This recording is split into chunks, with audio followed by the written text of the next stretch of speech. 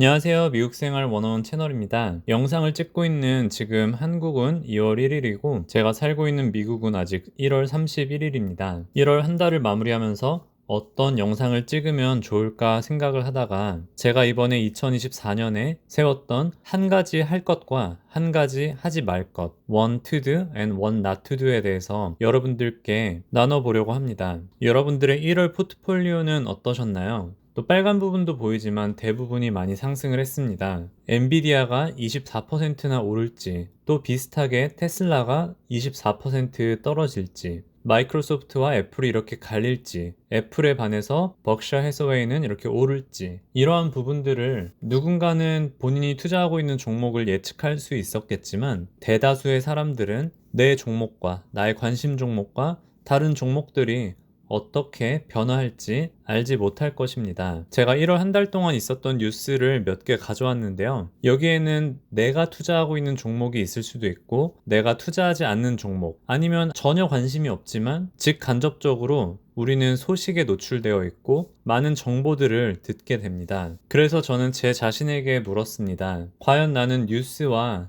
시장 분위기에 맞춰서 대응을 할 것인가? 이렇게 할 거가 아니라면은 나만의 원칙을 가지고 준비하겠는가? 이러한 질문들을 하면서 역시나 저는 두 번째인 나만의 원칙을 가지고 2024년을 준비해야겠다라고 생각을 했습니다. 첫 번째로 제가 말씀드릴 투두는 한 달에 1000불 이하로 매수하는 것입니다. 제가 한 달에 500불을 매수하든 2000불, 3000불을 매수하든 정확한 답은 없지만 제가 이러한 결론을 내린 이유는 따로 있습니다. 제가 2022년 1월에 순 매수 금액이 4,900불 정도 됩니다. 거의 5,000불 가까이 되는데요. 이 당시에 2022년을 시작할 때 VO가 436불 정도 됐습니다. 지금 현재 많이 오르고 올라서 443이었는데요. 이 당시에는 코로나 저점으로부터 1년 9개월 동안 가파른 상승을 보이고 있었고요. 이때 저는 이러한 부분들을 예상하지 못하고 한 5,000불 정도 매수를 했습니다. 그렇기 때문에 2024년에는 더 이렇게 올라갈 수도 있고 어떻게 될진 모르겠지만 저의 욕심이 발현돼서 필요 이상의 수준 이상의 매수를 하지 않기 위해서 이렇게 투두 원칙을 세웠습니다. 동시에 저는 예외적인 원칙도 세웠는데요. 그것은 Fear and Greed 인덱스가 10 이하로 내려간다면은 저는 그 달에는 1000불 이상 더 많이 매수를 하려고 합니다. 여기 S&P 500 인덱스와 Fear and Greed 인덱스를 가져왔는데요. 물론 이게 늘 서로 매치를 하지 않습니다. 하지만 적어도 10 이하일 때를 보면은 내가 고점에서 매수하는 것을 피할 수 있고 나의 전제가 분할 매수, 추가 매수, 매도를 선택하지 않고 매수로 늘 대응을 하기 때문에 장기적으로 볼 때 더 퀄리티 높은 매수를 할 수 있지 않을까라고 생각을 합니다. 네, 다음으로 저의 not to do, 하지 말아야 할 것은 배당 재투자에 너무 많은 시간을 쓰지 않는 것입니다. 제가 지난달 배당일기 영상을 캡처했는데요. 이 당시에 저는 어떻게 하면은 더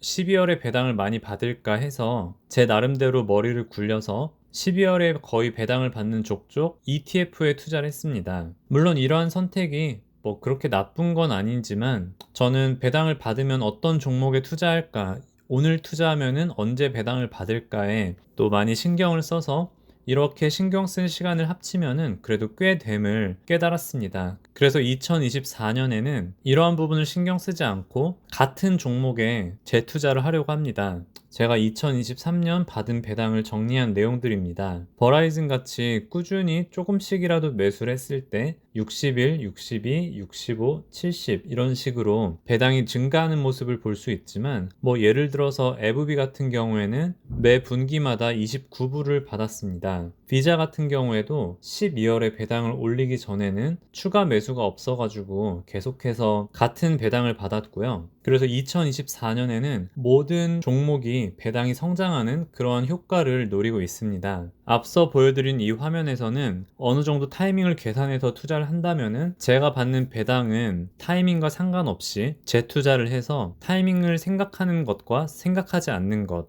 투두와 나투두를 잘 조합을 해서 저의 자산을 꾸준히 늘려가려고 합니다. 2024년에 어떻게 될지 혹자는 이렇게 말합니다. 선거철이 되면은 주식은 오를 것이다 라고 얘기하는 분들도 있고요. 저는 올해 어떻게 될지 솔직히 감이 잘 오지 않습니다. 금리를 내리기 시작하면은 오히려 선반영됐던 게 떨어질 수도 있고 여러 가지 예측할 수 있겠지만 어려운 것 같습니다. 그래서 저는 이러한 원칙 두 가지를 놓고 올 한 해 투자를 해보려고 합니다. 앞으로도 저의 투자 여정을 참고해 주시면 여러분들이 투자하시는데도 반면 교사가 될 수 있고 아니면 좋은 예가 될 수 있을 거라고 생각합니다. 네, 오늘 영상은 여기까지 하도록 하겠습니다. 시청해 주신 모든 분들께 감사드립니다. 오늘도 좋은 하루 되세요.